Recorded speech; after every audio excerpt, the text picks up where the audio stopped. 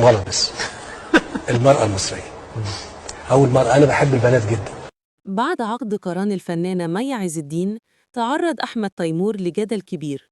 الناس قالت إنه كان صديقاً مقرباً للفنانة هيدي كرم، وفي ناس قالت إنه كان حبيبها قبل كده.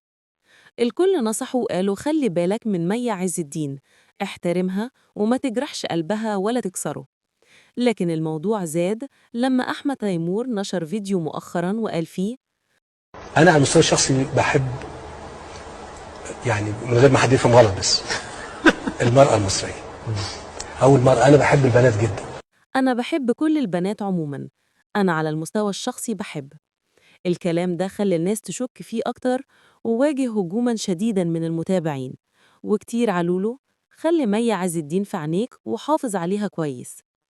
وكان عقد قران الفنانة مي عز الدين وأحمد تيمور في بيتها، ومي فضلت أنها ما تعملش فرح كبير، وقررت أن الاحتفال يكون بسيط وعائلي بعيد عن الإعلام والزحمة. الحفل كان مليان مشاعر صادقة، وكل الحضور كانوا فرحانين ومبسوطين مع العروسة، واللحظة كلها كانت عن احترام العلاقة وحماية خصوصيتها.